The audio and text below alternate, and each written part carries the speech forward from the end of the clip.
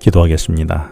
하나님 아버지, 바울과 늘 가까이 계시는 하나님이 오늘의 나와도 함께 하심을 오늘 말씀 속에서 믿게 하여 주시옵소서.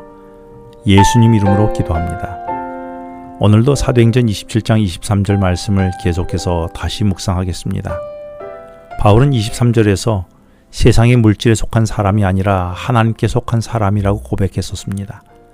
그리고 하나님을 섬기는 자신은 예배드리는 예배당 안에서만 하나님을 섬기는 것이 아니라 삶의 현장에서도 동일하게 하나님을 섬기는 자라고 했습니다. 오늘은 이런 바울을 향하여 광풍이 있는 바다 한가운데 있는 바울에게 하나님이 언제 어떻게 다가오시는지를 묵상하려고 합니다. 오늘 본문 23절에서는 하나님의 사자가 어젯밤에 내 곁에 서서 말했다라고 했습니다. 이 말씀의 의미가 어떤 의미일까요? 당시 지중해 세계는 그리스 신화에 등장하는 신들과 그 신상들이 세계를 지배하는 세상이었습니다. 그래서 가는 곳마다 신전들이 있었고 주요 장소들마다 신상들이 세워져 있었습니다. 지금도 유럽의 박물관에 가면 그 신상들이 얼마나 정교하게 만들어졌는지 모두가 살아있는 것처럼 보이는 걸작들이었습니다. 그러나 시편 115편 5절부터 7절에서 하신 말씀에서 그 신상들은 입이 있어도 말하지 못하며 눈이 있어도 보지 못하며 귀가 있어도 듣지 못하고 코가 있어도 냄새 맡지 못하며 손이 있어도 만지지 못하며 발이 있어도 걷지 못하며 목구멍이 있어도 작은 소리조차 내지 못한다라고 했습니다. 왜냐하면 그 신상은 살아있는 것처럼 보이지만 금속이나 돌덩어리로 사람의 손으로 만들어진 것이기 때문입니다. 그래서 유라굴로 강풍으로 몇 날 며칠을 먹지도 마시지도 못해도 지친 상인들을 위하여 헬라의 신들은 아무것도 할 수가 없었지요. 그러나 바울이 속해 있고 바울이 섬기는 하나님은 이 신상들과 다른 하나님이셨습니다. 하나님은 하늘 저 높은 곳에서 그리고 저 멀리 산 너머에서 아련한 목소리로 어렴풋하게 말씀하신 분이 아니었습니다. 하나님은 사람들을 찾아가야 하는 신상들과 달리 언제나 바울을 찾아와서 바울 곁에 서서 말씀하시는 분이었습니다. 눈이 있어도 보지 못하는 신상들과 달리 하나님은 바울에게 다가오셔서 바울 곁에서 말씀하시는 그런 하나님이셨던 것이지요. 그래서 바울은 일평생 그 하나님께 속하여 그 하나님만 섬기며 살았던 것입니다. 중요한 것은 하나님이 유라굴로 광풍 속에 바울에게 말씀하신 시점이 언제냐는 것입니다. 23절 말씀을 다시 보겠습니다. 내가 속한 바 곧 내가 섬기는 하나님의 사자가 어젯밤에 내 곁에 서서 말하되 라고 했습니다.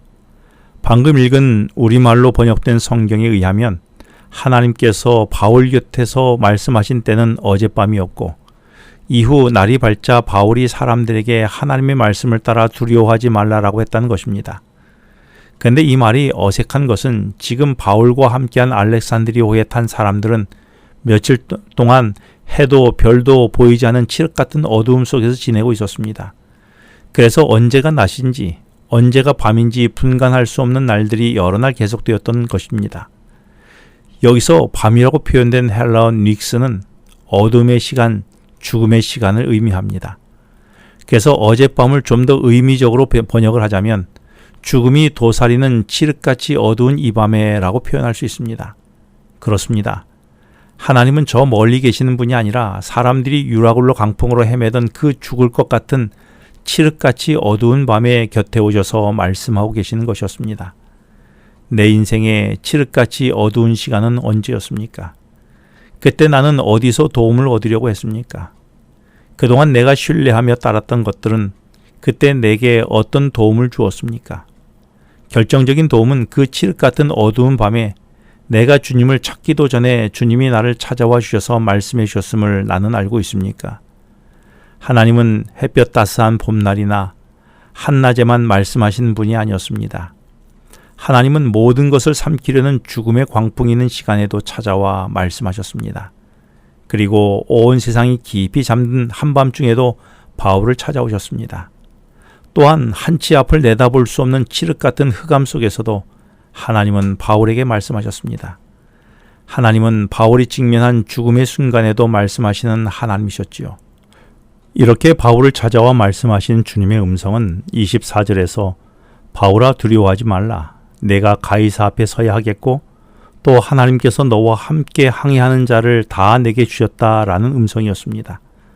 하나님은 바울을 황제의 법정에 서기까지 지켜주시겠다는 언약이 있었으며 이는 바울뿐만 아니라 배에 승선한 모든 사람도 바울 때문에 구원해 주시겠다는 언약의 말씀이었습니다.